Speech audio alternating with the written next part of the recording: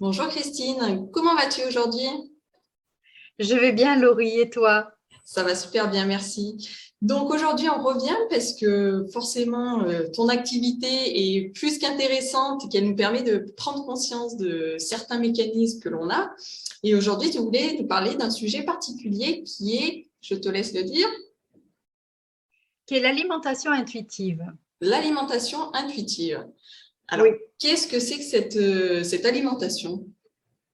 Alors, l'alimentation intuitive, c'est le premier axe de mon accompagnement. Donc, j'accompagne les personnes à perdre du poids la plupart du temps, hein. Ce sont des personnes qui ont besoin de perdre du poids ou des personnes qui ont un rapport compliqué avec la nourriture, qui ont fait des régimes toute leur vie et qui ne veulent plus faire de régime, qui ne peuvent plus faire de régime et qui ont un métabolisme complètement ralenti et qui fait que voilà, elles veulent retrouver un instinct alimentaire naturel. Et cette alimentation intuitive, je trouve qu'elle est tout à fait adaptée parce que en fait, c'est une approche douce. C'est une approche douce qui tient compte du rythme de la personne, qui va vraiment rassurer. Son but principal, ce n'est pas de faire mincir. Le but principal, c'est de se réconcilier avec la nourriture. Le fait de mincir, c'est secondaire. Voilà. Donc, on se réconcilie d'abord avec la nourriture et avec son corps. J'en parlerai peut-être plus tard. Et après, donc de fil en aiguille, enfin par effet domino finalement, eh bien, on lâche le poids. Il y a aussi dans mon accompagnement tout le travail sur le stress, voilà, dont on a parlé un petit peu avant. Alors déjà, il y a cette alimentation intuitive. Déjà, la première étape, c'est d'apprendre à rejeter la culture des régimes. Alors, qu'est-ce que c'est qu'être au régime? Être au régime, tout simplement, c'est pas seulement faire un régime hypocalorique ou faire le dernier régime à la mode, enfin voilà. C'est contrôler son alimentation. À partir du moment où je décide quand manger, quoi manger, en quelle quantité manger, eh bien, je suis au régime. Je suis dans un contrôle alimentaire. Je n'écoute pas les besoins de mon corps, je n'écoute pas son rythme, je décide de rentrer dans un cadre que j'ai défini moi-même ou que j'accepte de l'extérieur et qui font que je suis dans un contrôle alimentaire. Donc, en fait, je vais aider les personnes à sortir de ce schéma-là, à rejeter la culture des régimes, à retrouver leur rythme. Peut-être, il y a des personnes qui auront besoin de faire 3 repas par jour, il y a d'autres personnes qui n'en feront qu'un, d'autres personnes qui en feront 6. Ça n'a aucune importance. On est tous uniques, on est tous différents et on a tous notre manière à nous de fonctionner. Donc là, déjà, voilà, il va falloir se donner la permission inconditionnelle de manger, parce qu'il y a des aliments dits interdits. Donc, manger du chocolat, manger du fromage, manger de la glace, c'est compliqué. Voilà. Donc, se donner la permission de manger tous ces aliments tous les jours si on en a envie, d'accord? Et, euh, et trouver son rythme. Voilà. Sortir du contrôle, en fait. Écouter, se mettre à écouter son corps et répondre à ses besoins. J'allais dire tout simplement. C'est pas aussi facile que ça. C'est pas Mais aussi facile que ça, effectivement, surtout que voilà. la société dans laquelle on vit, qui est une société qui vit à 100 à l'heure, où on nous indique de rentrer dans une case, il faut manger le matin, il faut manger le midi, il faut manger le soir, c'est quand même... Et puis, c'est une façon aussi peut-être de se reconnecter à soi pour ressentir, ah ben là, c'est la faim qui s'exprime dans mon corps, donc il faut que je mange. Ça, c'est Oui, quelque chose que la société nous apprend pas. oui, voilà. Ça, dès l'enfance, on nous coupe de ces ressentis-là. Et ça, c'est le deuxième principe de l'alimentation intuitive. C'est honorer sa faim. Hein. Je vais simplement manger quand j'ai faim et j'arrête de manger quand j'ai plus faim. Point barre. D'accord? Donc, du coup, ben voilà, c'est simple et pas simple en même temps parce que quelquefois, alors quand on a été au régime pendant longtemps, on a du mal parfois à ressentir les signaux de la faim. Alors les signaux de la faim, c'est des gargouillis dans le ventre, c'est une sensation de vide au creux, dans l'estomac par exemple, ou au niveau de l'œsophage. Ça peut être ça peut être une sensation de faiblesse générale, un peu comme quand on est en hypoglycémie, ça peut être des maux de tête, ça peut être une envie des symptômes nauséeux, etc. Alors, ça, c'est vraiment les symptômes avancés de la faim, mais simplement, il faut trouver sa bonne faim. Donc là, c'est pareil, dans mon accompagnement, j'aide les personnes à trouver le bon moment pour elles pour manger. Il ne faut pas que ça devienne douloureux ou trop désagréable.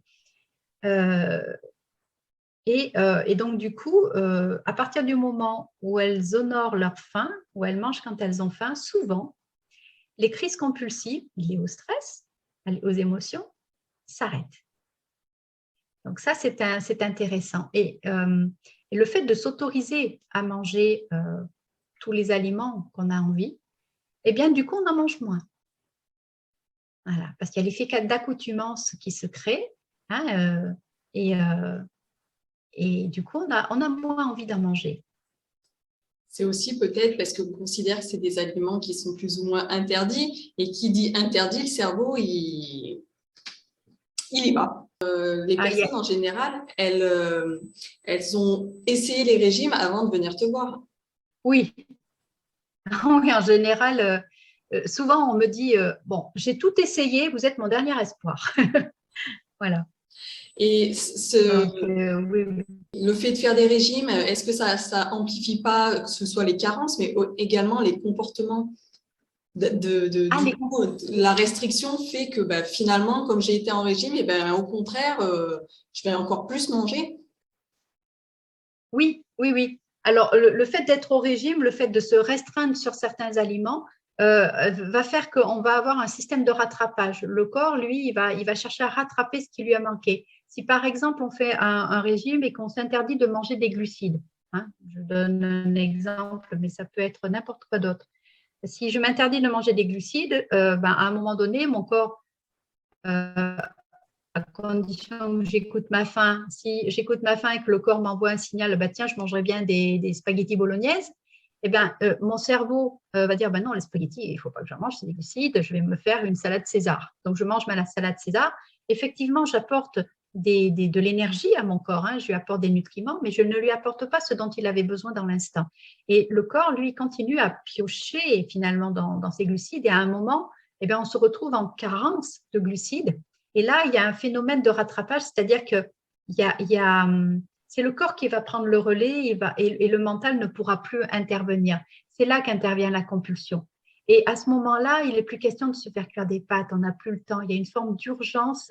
Hein, le corps déclenche un phénomène de survie et là, il y a urgence à manger des glucides. Et c'est comme ça qu'on va se jeter sur les biscuits, les bonbons, enfin tout ce qui contient du sucre, à manger rapidement pour qu'il puisse remplir ses niveaux, si je puis m'exprimer ainsi, en glucides. Mais en plus, comme le corps a compris que lorsqu'il a besoin de glucides, on ne lui en donne pas, il en prend plus, il fait du stock en vue de la prochaine pénurie. C'est la mémoire de famine, hein, c'est un phénomène naturel.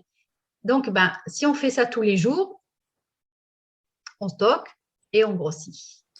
Donc, les régimes provoquent des troubles du comportement alimentaire, des compulsions alimentaires. Des compulsions alimentaires, et en plus, selon le système que tu indiquais, le fait que le mental dit non, je ne vais pas manger ça, je vais manger ça, ça crée un stress aussi. Oui, oui, parce qu'après on culpabilise, parce qu'on est sorti de son cadre, de son cadre en fait. Hein. Donc, on va culpabiliser, on va s'en vouloir.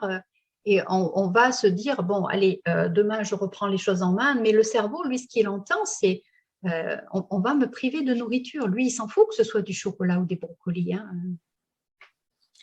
Et une chose qui est importante aussi, je pense, c'est donc, comme tu dis, de manger ce que le corps a envie. Si aujourd'hui j'ai envie de manger du chocolat, je mange du chocolat. Par contre, je pense, et tu me dis si c'est juste de fonctionner comme ça, c'est de mettre de la conscience sur le moment où je mange ce chocolat et pas manger sans conscience.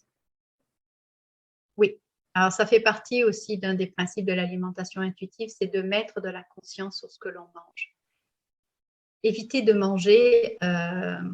L'alimentation intuitive nous donne plusieurs types de mangeurs. Hein, elle parle du mangeur inconscient, celui qui va manger en faisant toute autre chose. La plupart du temps, on va manger en regardant la télévision ou en regardant notre téléphone ou en lisant. Voilà. Et du coup, on n'est pas conscient. Il n'y a qu'à voir comment on se comporte au cinéma. On a un truc comme ça de pop-corn et puis c'est quand on a la main qui touche le fond qu'on se rend compte qu'on a mangé tout le pot de pop-corn. On ne s'est même pas rendu compte de tout ce qu'on a mangé. Et la plupart du temps, on fonctionne comme ça. On mange en regardant par exemple la télévision et puis c'est une assiette, le fait que l'assiette soit terminée qui définit l'arrêt du repas et à aucun moment nos ressentis. Donc, conscientiser son alimentation permet d'être présent à ce que l'on ressent et à nos besoins. Et oui, c'est tout un programme à reprogrammer en soi pour justement nourrir son corps comme ses besoins physiologiques le réclament en fait. Donc, c'est intéressant tout ça, effectivement. Donc, ce que nous allons faire, Christine, je mettrai tes coordonnées sous la vidéo. Et puis, les personnes qui souhaitent te contacter pour justement en savoir plus et puis prendre soin de leur bien-être pourront te contacter. Je te remercie, Christine, et puis on se dit à bientôt. À bientôt, Laurie.